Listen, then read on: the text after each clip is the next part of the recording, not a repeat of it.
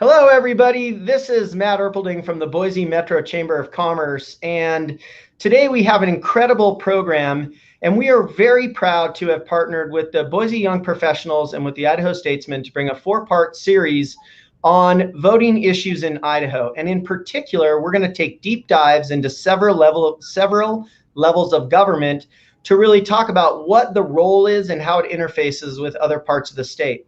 With me as my co-moderator today is Scott Mcintosh from the Idaho Statesman. Scott, how are you doing?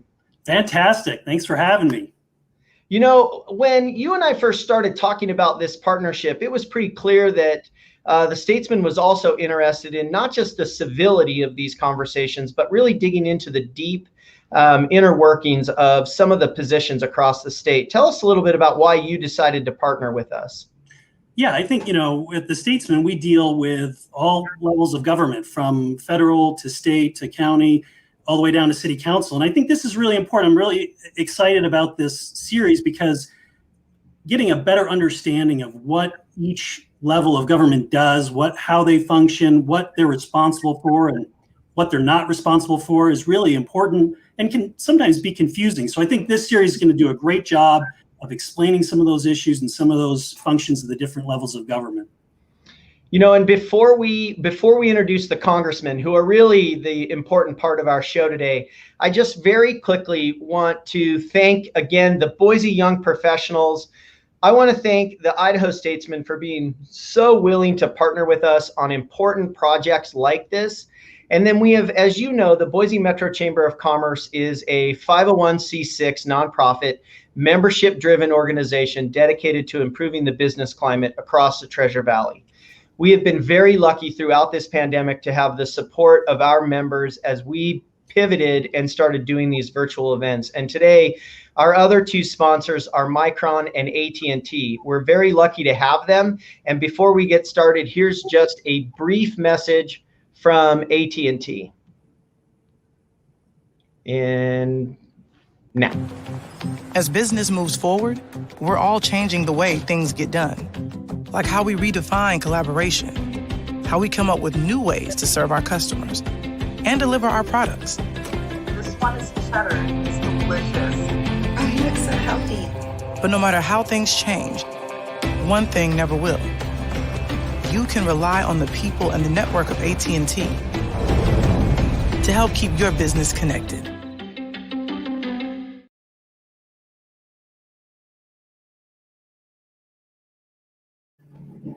So here we go, Scott. I'm going to introduce the two congressmen, and I'm going to start by introducing Congressman Raul Labrador.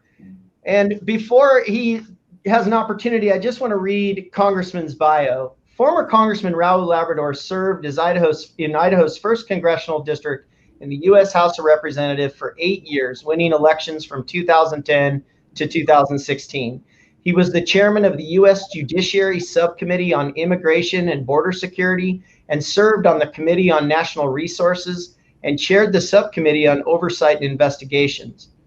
Prior to his service in Congress, Raul graduated from Brigham Young University in 1992. He then attended the University of Washington of Law in Seattle, and he practiced immigration law in Idaho, representing a diverse clientele that included Micron Technology and other high-tech firms. After working for other law firms, he founded and managed Labrador Law Offices, PC, which had offices in Boise and Nampa. In 2006, Raul was elected and served 4 years in the Idaho House of Representatives. Raul's extensive professional experience includes working as Director of Government Relations for Shape Security, a Silicon Valley-based cybersecurity company, and currently he is the managing partner and founder of the Labrador Group, a government relations and public relations firm. And welcome. Thank you for being here today, Congressman. We're excited to be joined by your counterpart. All right, and it's my pleasure to welcome Larry LaRocco. Former Congressman Larry LaRocco served Idaho's first congressional district in the U.S. House of Representatives for 4 years, from 1991 to 1995. He served on the House Financial Services and the Natural Resources Committees. He was the author of the Snake River Birds of Prey National Conservation Area and the Ted Weiss Child Support Enforcement Act, both of which were signed into law. Prior to his service in Congress, Larry served as a captain in the U.S. Army from 1969 to 1972. He is a graduate of the University of Portland and Boston University. In 1975, he joined Senator Frank Church's staff as the North Idaho Field Representative and continued on Church's staff until 1981. He has extensive experience in financial services and was vice president of Shearson Lehman Hutton and Piper Jaffray until his election in 1990. Currently, he is the founder and principal at LaRocco and Associates, and a public affairs and government relations firm that he started in 2000. He is a founding board member of the Idaho First Bank, and currently he serves on the board of directors for the Frank Church Institute. Nationally, Larry remains very active as the past president and current board member of the U.S. Association of Former Members of Congress. He's been married for 53 years and has 2 children and 3 grandchildren. Welcome. Well, thank you all for being here. You know, the 3 of you know how interesting our world has changed, but Congressman LaRocco and Congressman Labrador, how are you weathering the COVID pandemic? So you can go first, Larry. Okay.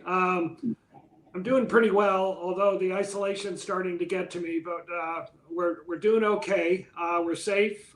We wear masks wherever we go. We're trying to be good citizens. We're doing lots of virtual birthday parties with the grandkids and the kids. I haven't been on a plane since March 2nd, and that's really quite a difference for me. So we're doing fine, and I hope we get a handle on this and that we join in as a community to stop the spread of this. Congressman Labrador, how are you doing?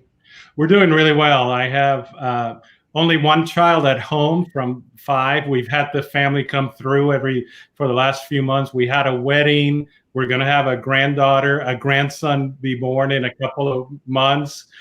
So we have a lot going on, but it's a little bit strange at home. Now I have a senior. It's my last child at home, and he's doing both school and other work from the computer here. So my office is actually turned into a classroom, which was one of the reasons I was going crazy trying to make sure everything was working today.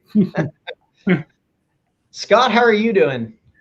Oh, we're hanging in there. I got to put a plug in for my oldest son. He's at the Naval Academy right now, and they're having an interesting time. They got Liberty for the first time this weekend. My younger son is doing kind of online and in-person school in high school. And both my wife and I are working from home, you know, just like most of us. And so we see a lot of each other. Yes. Well, so for the audience, the way today is going to work is Scott and I are going to go back and forth on questions, and we do encourage conversations from the community. So if you have questions for the congressman, please post them in the comments. And we're going to start with a question that Scott's going to offer to both congressmen. Sure. So we want to just start out by first giving us, if you could give us a little bit of background on what the job of a congressman entails and what the job does not entail. What are some of the issues and the duties that a congressman deliberates on and is responsible for? And maybe Congressman Labrador, we'll start with you. Well, Larry and I were very fortunate to be able to represent probably the most beautiful district in the whole United States. When you go from Boise to North Idaho and you go to the Canadian border, you just see such different geography and such amazing beauty. And our job is twofold, and I think we're going to discuss this a little bit today. Number one, you need to vote on issues. And voting on issues, you vote according to what you promised your constituents, what you told them you were going to do. But number two, and what most people don't really understand, is that we also help all constituents with constituent services. And that's, dealing with the federal government. Anytime somebody's dealing with the federal government and they cannot get an answer from the federal government, they can actually call their congressman. I have a funny story about that. My daughter, like I said, just got married, and she could not get her passport fast enough so she could go on her honeymoon. And she asked me, "Do you know anybody who can help me with my passport?" And I said, well, actually, if we call Russ Fulcher, who's now the congressman in the 1st District, maybe his office can help. And she looked at me quizzically and she said, oh, you do that? And I was a little bit embarrassed thinking, okay, I was in Congress for 8 years. My kids don't know what I was doing most of the time. So I thought that was pretty funny. And Congressman LaRocco? Yeah, I started off in politics by working for Senator Frank Church, as Scott mentioned, and I was his North Idaho field representative in half of this beautiful congressional district. And so I was the eyes and ears for Senator Church with the local officials and community. And but I really cut my teeth on casework and working for people and responding to mail about their questions about the federal government and what's going on in Washington, D.C. I like to talk about this role as being one of an ombudsman, where you're not essentially the lawyer for people, you're just trying to get answers for them. So you don't take an advocacy role, but you take their letters and you ask the agencies to respond to those. And the other job is legislating, which I took very seriously. You mentioned the 2 bills that I passed into law, and I was able to get many amendments actually as part of bills that made it into law as well. So I found myself very active on the legislative front from the day I got there. And I think it's very important for a member of Congress to have an agenda when they go back there. Being on the Natural Resources Committee, then the Interior Committee, we still had many decisions to make on the roadless lands in Idaho and forest practices and the threat of the fires that we're now experiencing. So I really waded into those issues, as well as financial services issues. So I took that very seriously. I was lucky enough to be in the majority. I spent a lot of time in the chair as the pro tem. But I want to tell the audience that I loved my job. I never had a bad day. Every day was a good day. I loved every minute of the 4 years I was able to be in Congress. There have been 11,000 of us that have served in the Congress of the United States, and I was fortunate enough to be one of them. And I have a great reverence for the Congress and a great reverence for the House of Representatives and a love of the institution. And I think that helped me in relating to my colleagues and the leadership. Congressman Labrador, a lot of people don't know this, but when the transition occurred between Congressman Minnick's staff and your staff, you actually kept on many of, or at least one of Minnick's staff members, then that person was specializing in constituent services. Tell us a little bit about why you did that and how important was constituent services to your office as you transitioned into your role in Congress? So it's a interesting story. As I was running for Congress against Walt Minnick, everywhere I went, I had Republicans come up to me and say, you know, I really like you, Raul. I wanna vote for you. But Walt Minnick helped me with a constituent service issue. And it was universal throughout the district. And I started learning more about what constituent services work the Congressional office does. And I started promising to the people who were saying that I was going to do just as good a job as Walt Minnick on constituent services. And I think you know this about me, whether you agree with me or not. When I make a promise, I want to keep it. I want to do what I said I was going to do. So the day after the election, I received a call from Walt Minnick, and he congratulated me. We had a really cordial conversation. And in fact, as an aside, Walt Minnick and I have become very good friends after the election. But he asked me for a favor. He said, I want you to keep my constituent services director on board. Would you be willing to do that? And at first I was a little bit leery because I thought, you know, am I getting a spy in my office? But frankly, I just took him at his word that she was not a political person, that all she wanted to do was serve the people of Idaho. I did a bunch of research about her. And I just thought, you know what? I want to be able to get constituent services rolling on day one. And one of the things I'm most proud of as a congressman is that on my first day as a congressman, we were able to close a case. We had a veteran in North Idaho who was getting kicked out of his house, and he didn't know what was going on, why he was getting kicked out of the house, why the veteran services were not helping him. And we were able to open that case and close that case on that first day. And I don't think I could have done that if Lisa had not been working for me. Great. And Congressman LaRocco, I want to talk a little bit about another aspect of the job that maybe a lot of people are not aware of.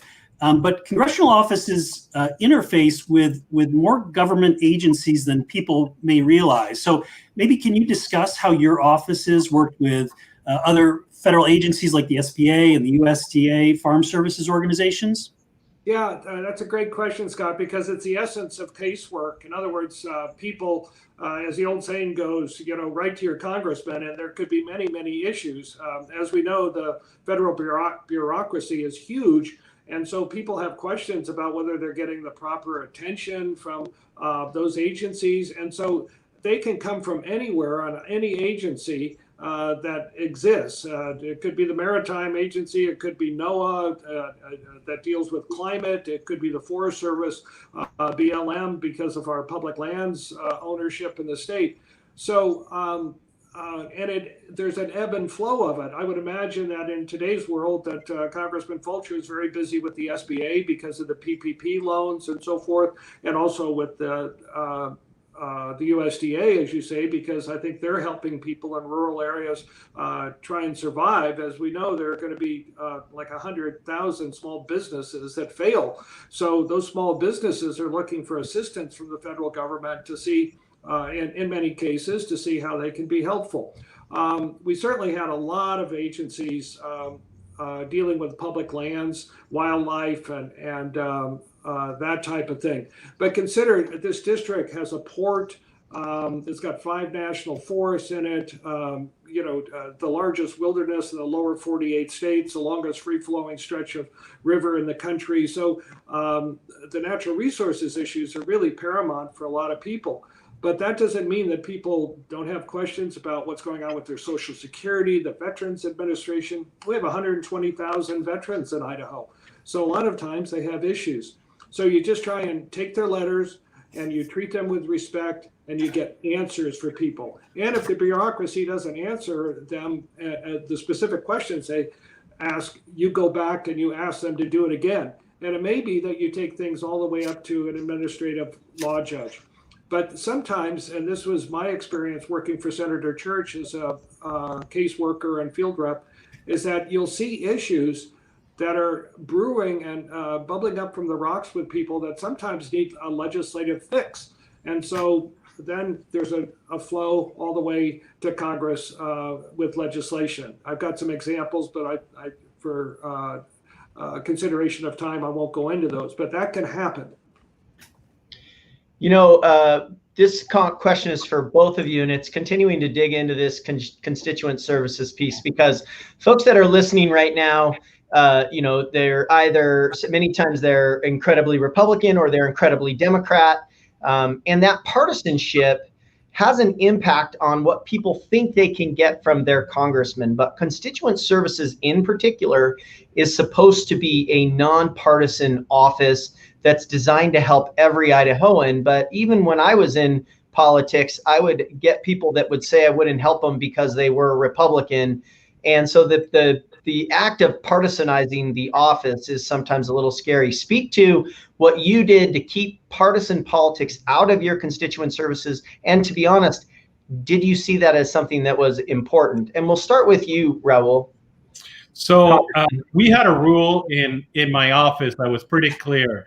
The Constituent Services Office, which is mostly what we do in Idaho, in the Idaho offices, were not political. It didn't matter what my political position was on the issue, whether it be Social Security, Medicare, anything. It didn't matter what my political position was. We needed to find out what that constituent needed and deserved to get at this time, according to the law at this time. So there was no politics. In fact, two of my favorite stories are that I received 2 letters from constituents. One said, Raul or Congressman Labrador, I really hesitated to call your office because I'm a Democrat and I'm never going to vote for you. And I thought that you wouldn't help us. And I'm just so grateful that you helped me. And I'm going to tell all my friends who are not Democrats that you are a good person. And I'm even going to tell my friends that are Democrats. I also liked another letter where a Democrat wrote me and said, you know what, I'm always going to vote for you whenever you're on the ballot because you helped me and my family. But we never asked the question. We never asked if the person was Republican, Democrat. Some people actually thought that we had a record of who they voted for. And as you guys know, there's no way to have a record of who anybody votes for. So we did the best we could. And I think I'm very proud of that service, that we were able to help every single person who called our office. At least we tried to help them. Congressman LaRocco. Yeah, where I would go with that, Matt, is that I thought my field offices were very important. I had a field office in Coeur d'Alene, Lewiston, Boise, and in Caldwell. And I really encouraged my field staff to get out the door and go mingle with people and meet with the city council members, other politicians, elected officials, whether they were Democrats or Republicans, because it was a great source of information, number one, but you also found out where you could be helpful. And that was a very important function of the offices. And having done that myself and roamed around the 10 northern counties of the district for Frank Church, I wanted my staffers to be out there and spending time with people. So it's very, very important. I have seen, things bubble up. When I was a staffer for Senator Church, I helped mediate the Gospel Hump Wilderness, and Church asked me to do that. I spent over a year doing it, and we were successful in creating a magnificent wilderness. And the Sierra Club and the Chamber of Commerce of Grangeville worked that out. We were able to designate the St. Joe River as a wild and scenic river, and that controversy had been brewing for a long time. So you use your staff, and then they call you in when you're needed. And then the other thing is that they set up meetings for people when they go back to DC. You set up tours and you just welcome them to make sure that they feel at home when they walk into your office. And I tried to stay on the phone as much as I could. I went home 30 times a year over my 4 years in Congress. And just to do some housekeeping here, because I find when I speak to groups that they don't understand this, that the salary of a member of Congress is $174,000 a year. You don't get health care for life when you leave, and you don't get your salary for life when you leave, and no matter what it says on the internet. And so you get vested in a retirement system that federal employees would get vested in. But that's an issue that I just wanted to bring up and inform the audience, because that does not get discussed enough, and people think that there are huge benefits for members of Congress even if they serve one term, and that's not true. I was only in for 4 years, and the vesting is 5 years. I did get vested because I was in the Army and I worked for the U.S. Senate, but they had a vesting period of 5 years. So, and you certainly don't get health care for life, and you don't get your salary. No.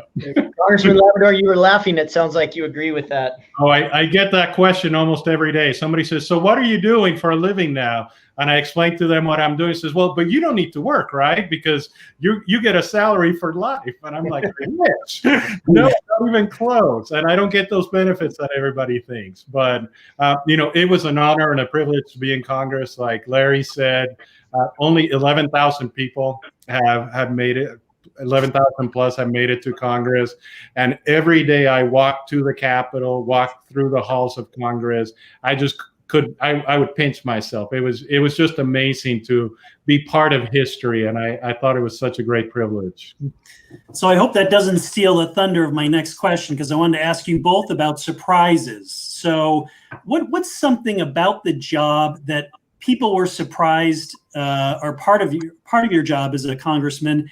And what were you surprised by that maybe you didn't know before you took the job? And Congressman LaRocco, we'll start with you. Yeah, I remember just setting up the office in January, February, and all of a sudden people started streaming in from all over the district, and because it was appropriation season, And I was just sort of amazed at how many people were back in Washington, D.C. asking for appropriations and requesting that I support their causes and so forth.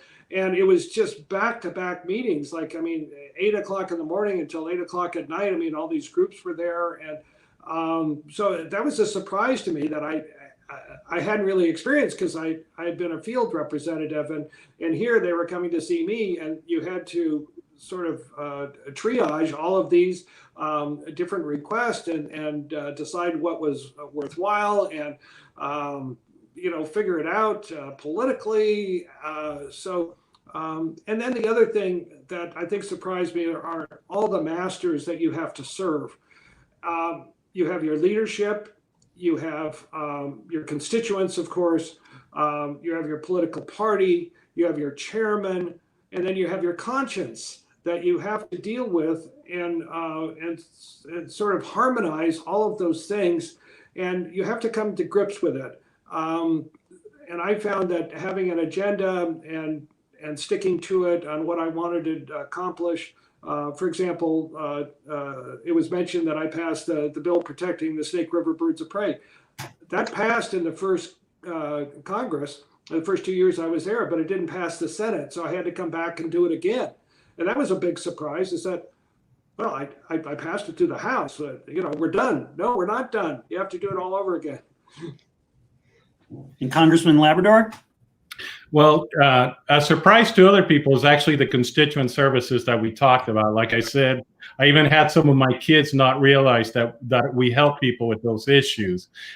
So I think that's, for some reason, not everybody understands what a great service members of Congress do when it comes to constituent services. A surprise to me is how disappointed I was that it didn't work as a regular legislative body. I served in the legislature for 4 years, and that was probably my favorite job that I've ever had in my life. It was fun. You felt every day like you could have an influence. You felt that it was your job to get legislation going through the committees and then going to the floor and going to the Senate. And you were kind of the captain or the master of your own destiny. In the House, in the Congress, it's leadership that decides everything.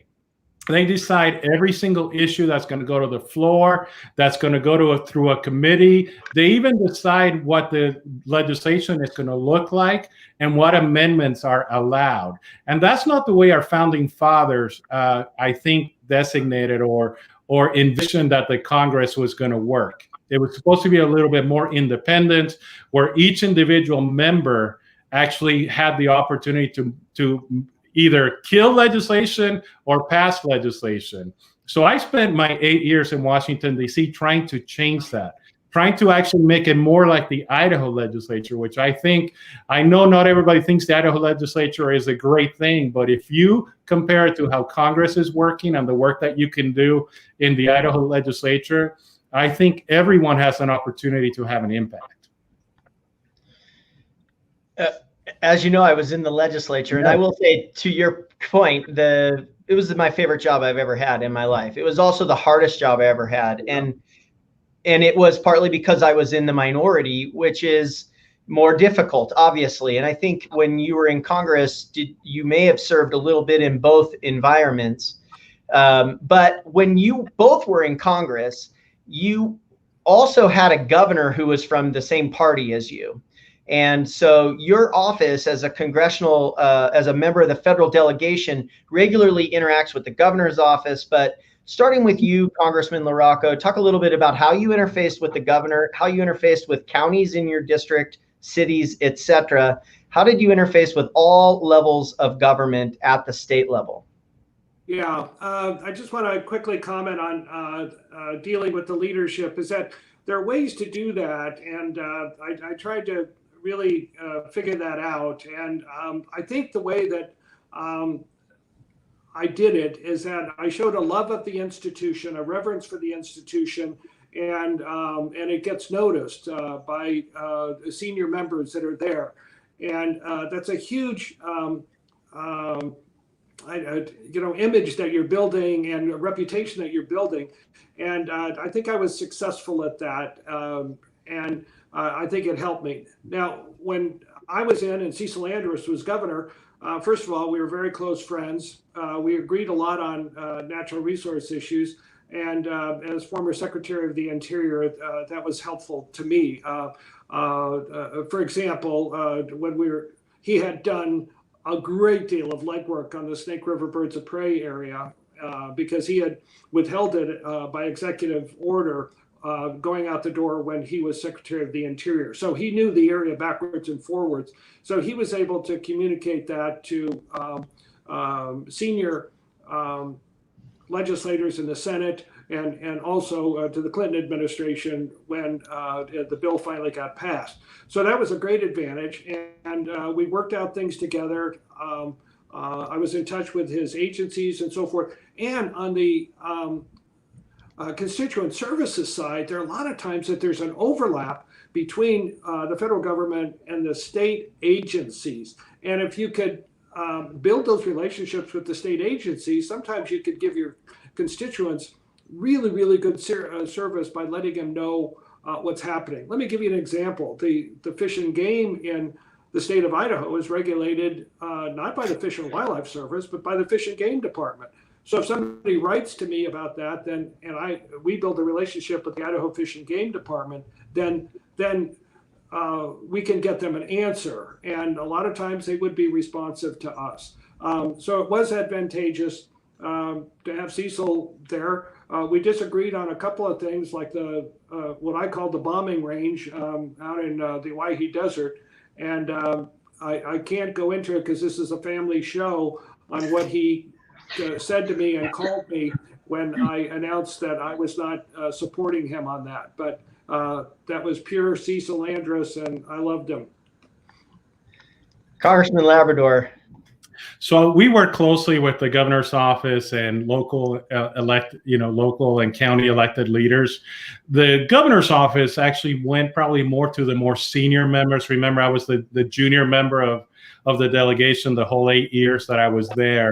And they kind of worked a little bit more closely with some of the more senior members. But we were at every meeting where the delegation got together, and we worked with them on a lot of various issues.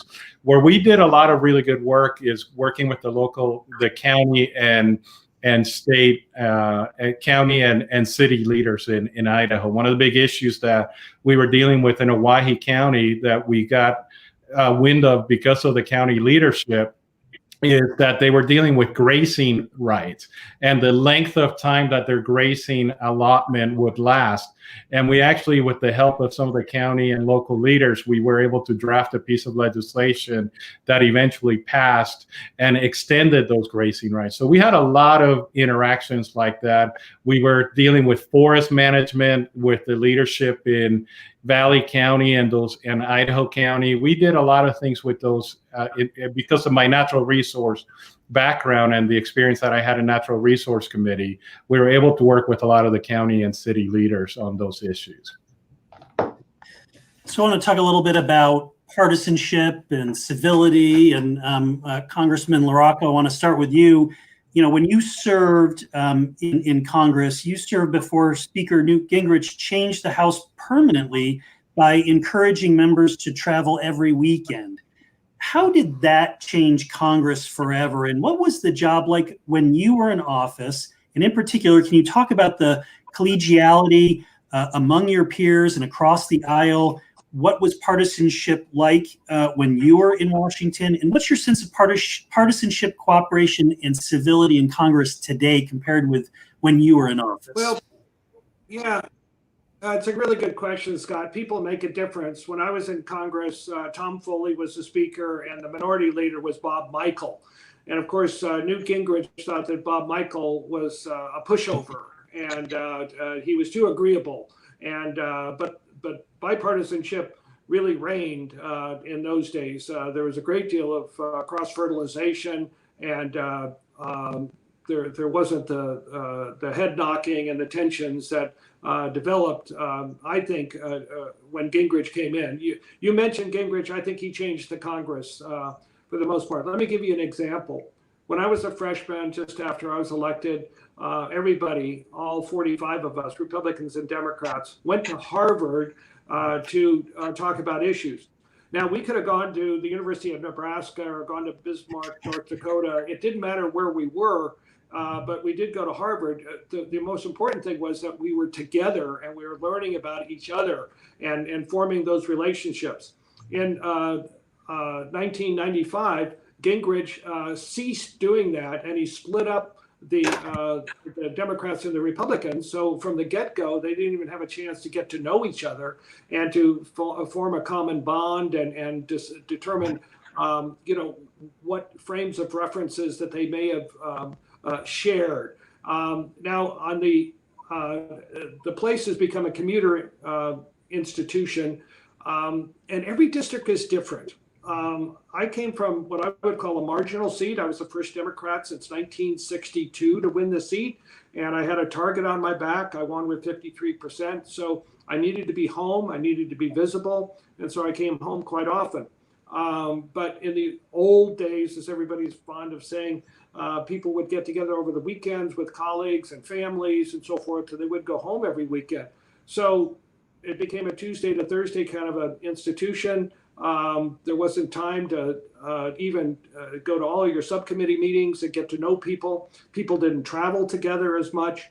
Tom Foley told us as freshmen, he said, travel, go overseas, because you're voting on these budgets, on the defense budget, national security, all over the world, and we're a global power. And so some people did that. I didn't. I came home more often than not. So the bipartisanship, let me say it another way, Scott. Partisanship is okay. Partisanship makes the world go round, and it's okay to have partisanship as long as it's civil. And so I think what the Congress needs to get back to, both the members and their staff, is to figure out why somebody ran for office and why they wanted to be there. And the staff needs to understand that, and they need to help the member, and the member needs to direct the staff, because there's a reason that we get involved in this. And you could drift apart from it because of all the pulling that happens from the lobbyists and from money interests and ideological interests. So you just have to figure out what your core values are.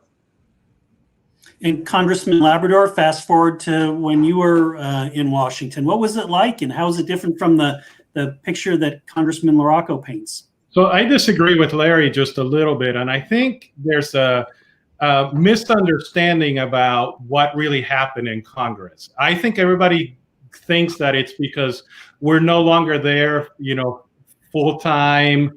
We're coming home every week, and that's why there's not a lot of good relationships. Number one, there's a lot of really good relationships. So I disagree with that. I have a lot of good friends that are Democrats. I actually co-sponsor legislation with a lot of Democrats. As you probably know, some of you may know about me, I tend to be more libertarian. I'm more of a civil libertarian.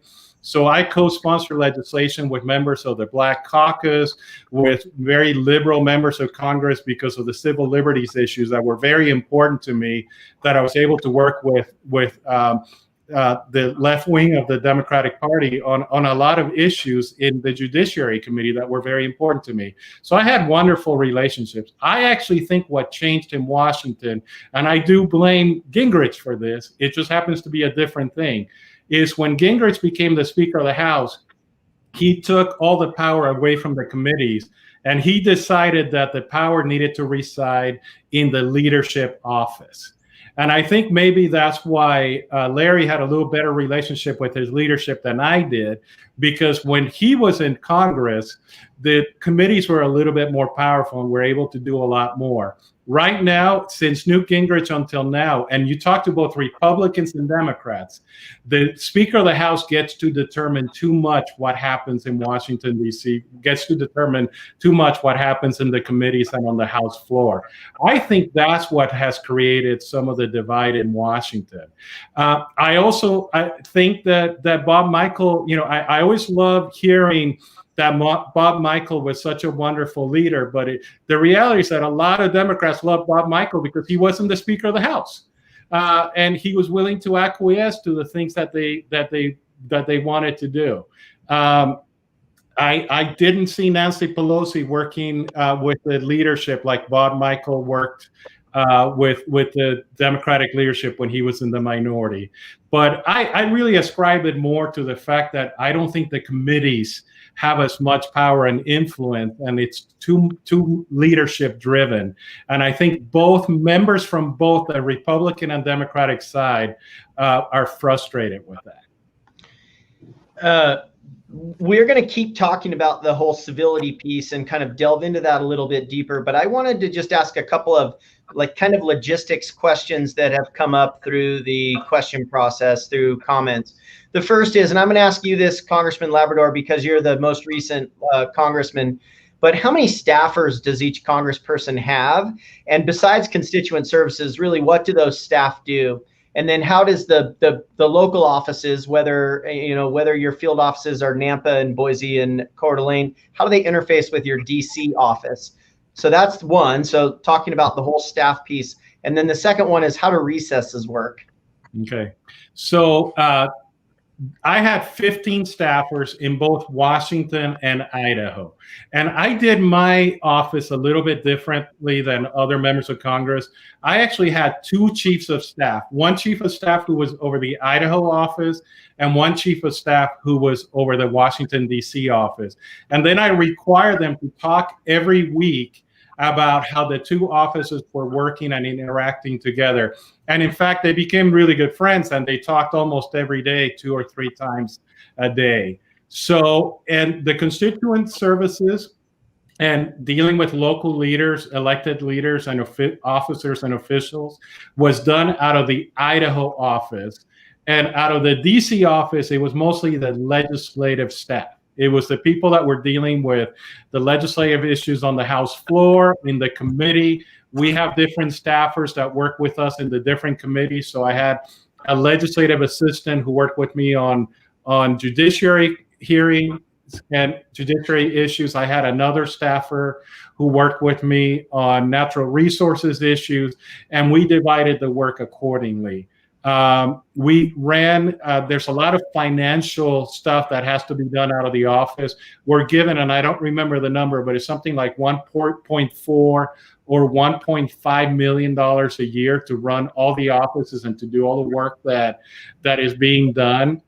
And we had to just keep really tight reins on that money, because if you don't do it correctly, that money comes out of your pocket. If you go over your budget, that money can come out of your pocket. And obviously, I was never a wealthy man, so I'm not sure I wanted that money coming out of my pocket. So we had financial staff and all that stuff that dealt with all those issues. And then really quick, when they call a recess, how does the recess work? Is it essentially the leadership office calls a recess and then that's it? So I was lucky because under Republican leadership, the 8 years that I was there, we knew exactly when we were going to have recesses. We knew it for a year ahead of time when we were coming home, so we were able to plan accordingly. I believe that's different right now, and they call recesses whenever Nancy Pelosi wants to call a recess.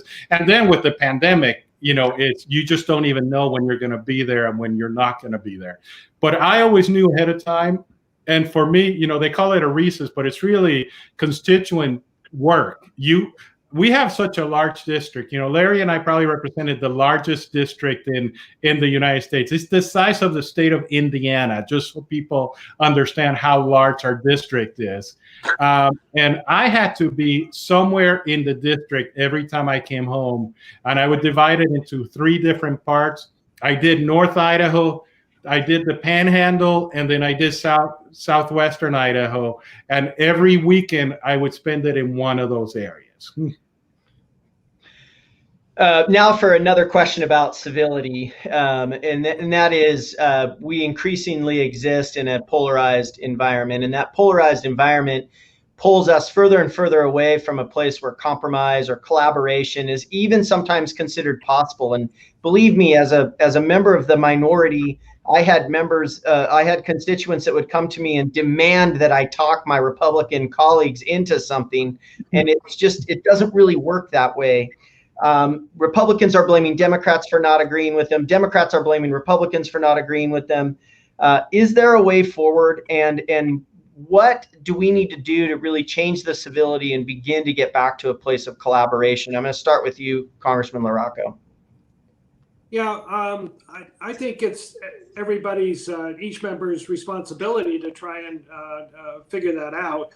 And whether they're going to reach across the aisle, it depends on what their agenda is. I think we need to discuss that every district is different. There are a lot of safe districts in the United States for both Democrats and Republicans. People that don't have to campaign much, they don't have to raise much money, they don't have to really pass any legislation. They don't have to be all that responsive. They can just show up, and we just have to admit that there are safe seats across the country, and so everybody's different. And in my case, being a Democrat in a fairly red state, I wanted to make sure that I was reaching across the aisle. But you see these caucuses that are forming right now. There's the Problem Solvers Caucus. This is 25 Republicans and 25 Democrats, and they've obviously named themselves properly because they feel like the extremes are not getting the job done. They just came out with a proposal right now over the last couple of days to resolve the funding on COVID, and they split the difference, and they came up with their own program to try and move things along. So that's a good development, I think. And the caucuses have a way to bring people together. I always thought that it was important to go to other members' districts so that you knew a little bit about America during the recesses or on weekends. I'd love to go on field hearings, and this is what I was able to do with my Democratic leadership, is go on field hearings, both in the Interior Natural Resources Committee and in the Banking Committee. I found out early on that Henry Gonzalez, my chairman, loved field hearings. So I would go up to him on the floor and I'd say, Mr. Chairman, do you have any field hearings coming up? And boy, I saw America with him. And guess what? When I had amendments and legislation, things seemed to work. So relationships still matter in the place. And you build your own reputation. If you're a bomb thrower, people are going to see it. You never are hiding from anybody. Everybody's looking. And I get back to indicating a strong reverence and love of the institution, which I think even lobbyists and other staff and across the aisle feel is important. And if you're running against the institution, then what's the use? The best thing to do is to be positive best you can, and see what you can get done. Congressman Labrador. So I think, first of all, I was a bomb thrower, and some of my best friends in Washington, D.C. were Democrats. So I don't know that I agree with Larry on that. And I actually work very well with Democrats. I'm going to sound like a broken record, but I think, Matt, you will understand this probably better than anybody. If the Congress works like a legislative body, it's actually going to reach more compromise. And that's what I was advocating for. And in fact, some of my conservative friends were advocating for. You actually realize that when the Congress does its job and you go through the committee process and you allow amendments in committee, the legislation doesn't always get more conservative. It sometimes gets more liberal or it gets more moderate. But that's happening because you're allowing every voice to be heard. And it's not just the conservatives from Boise, Idaho, or the conservatives from the 1st Congressional District that are deciding what that legislation should be. It's the entire nation that's deciding what that legislation should be like. So I actually believe that when you allow the committee process to work and you allow the floor to work, you reach more compromise because it's the majority that rules. If you have an amendment on the floor or in committee, it's the majority of that committee that's gonna rule, and it's gonna decide. If you have an amendment on the floor, it's the majority of the Congress that's gonna decide whether that bill should be amended or not. I actually think just allowing the legislative process to work allows us to have more compromise. Having leadership decide for us what it should look like. I mean, I'll give you an example. I had a bill in the Judiciary Committee that I wanted to amend with some Democrats because I was opposed to one of the sections in the bill. I was told by my leadership, you cannot allow that to happen. You cannot vote for that amendment because then we don't have a deal with the Senate and that bill's never going to pass. And I just thought that was so short-sighted. I ended up actually voting for the amendment, but we didn't get enough people to vote for it. So I actually ended up voting. I was the only Republican who voted with Democrats on the amendment. So I did a lot of bipartisan work when I was in Washington, D.C.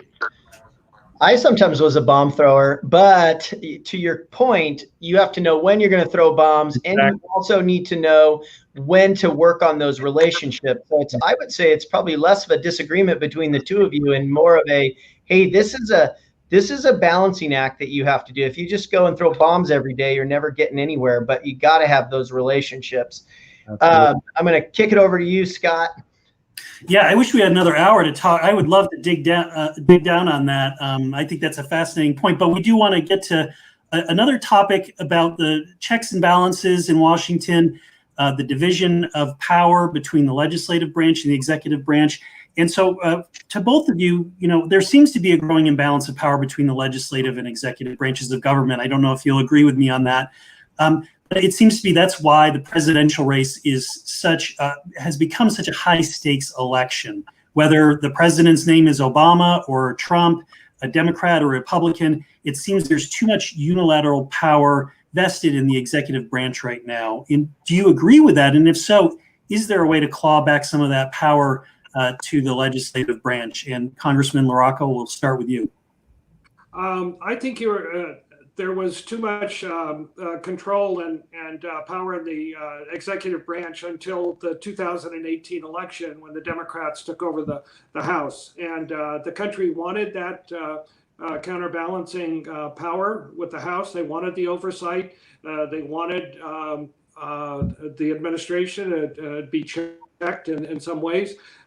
We see executive orders that are signed every day and Oval Office ceremonies that don't mean anything. But I think that the Congress has basically gotten away from the oversight role about what they should be doing. This is, in the Constitution. That's what their job is. It's not to be a lapdog for any administration, whether it's their own party or not. And I think that's what's driving the approval rating of Congress down to 13 to 18%.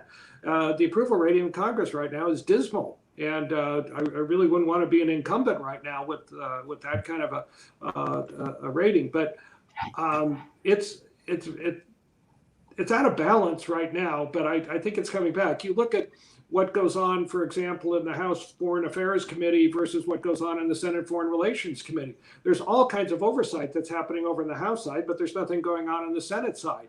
There are no hearings in the Senate Foreign Relations Committee overlooking the Trump administration, but there is. So you could say that that's political, but you could also say that it's the right thing that should be happening.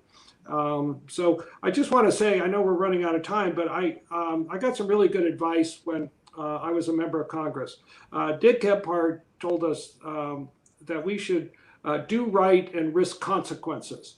And I lived by that for 4 years while I was in Congress. And you just do what's right, and then you don't worry about what's going to happen.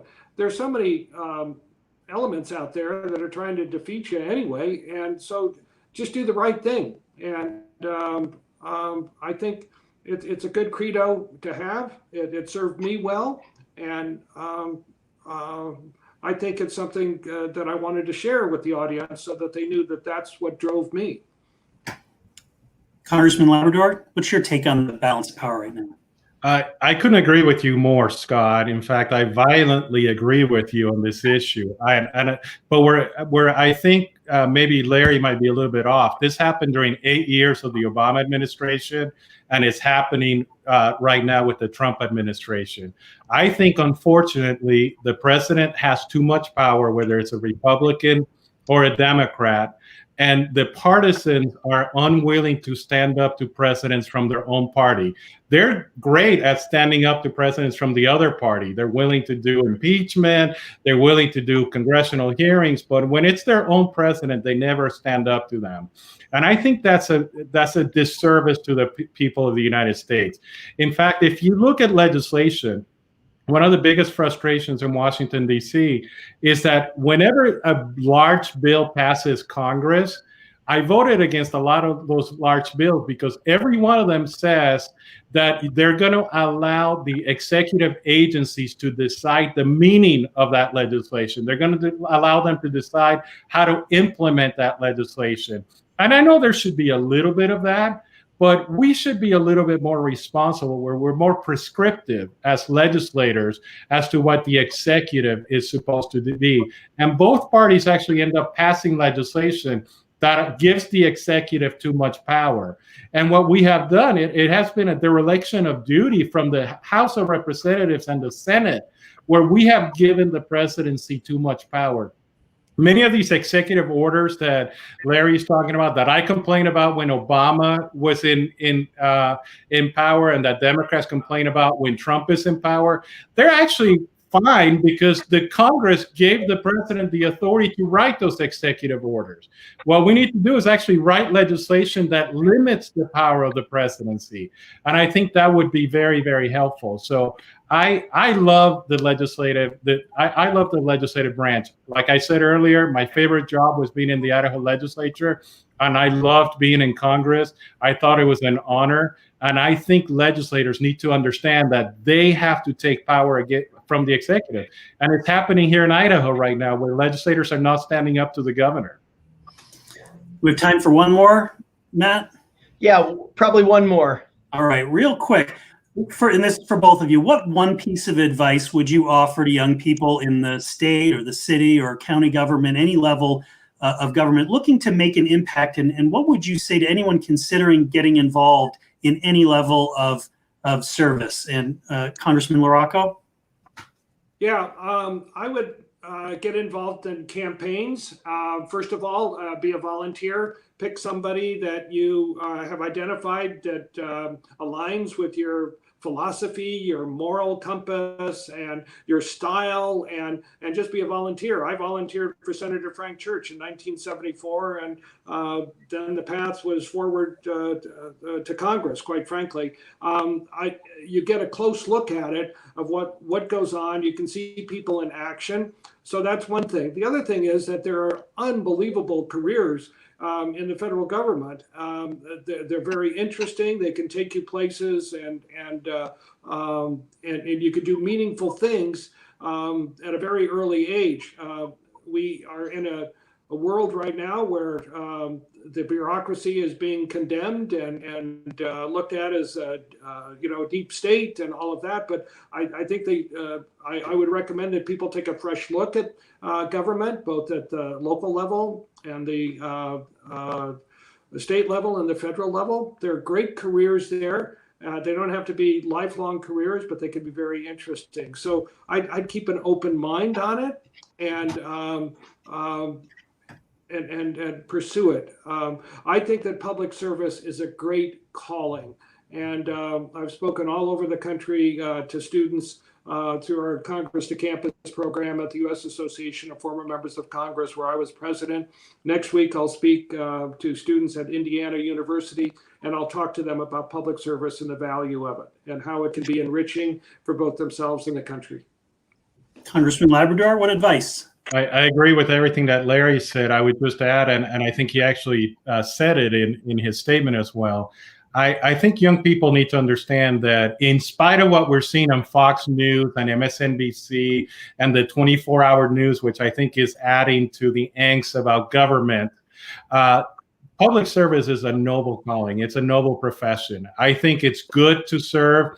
We have different ways of dealing with that service, but I think people who want to serve the people of Idaho or the people of the United States, that they're doing something good. And I think that, my mother actually, growing up, she was a Democrat and she loved the Kennedy family. And the reason she loved the Kennedy family is because they all believed that it was their duty to give back to the community in some way. And I grew up with that example in my family. Obviously, I ended up being a Republican, but it's one of the reasons that I got into public service, because of the reverence that my mother had for people who had served their communities and their states. You know, there's a podcast. It's a left-leaning podcast, but it's about politics, and it's called A Noble Cause. And that is a big piece of this, is we've demonized politics in a way that nobody can do right. And so, you know, Congressman Labrador has different value set than I have, and therefore he's 100% wrong. And Congressman LaRocco and I share a value set, so we're the only ones that have any room to be right. It's problematic in our culture, and we need to do more stuff like this where we have conversations across party lines. You know, I want to thank Congressman LaRocco and Congressman Labrador. You two have been great today. We really appreciate you taking an hour out of your busy schedules to be a part of this conversation. I want to thank you, Scott, for committing to this and helping come up with questions that will really speak to the depth of and the difficulty of these roles.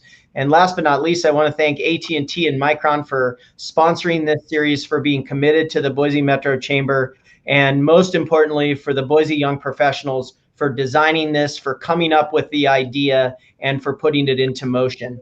We'll be back next week with the state legislature. We've got two retiring legislators, Representative Robert Anders, who's a Republican out of Nampa, and Senator Cherie Buckner Webb, my political mentor, a Democrat out of Boise. They'll be talking about the relationship between state government and the upstream side, which is the federal delegation, and the downstream side, which is municipal government.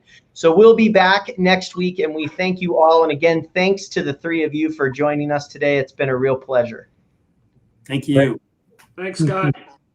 Thanks, guys.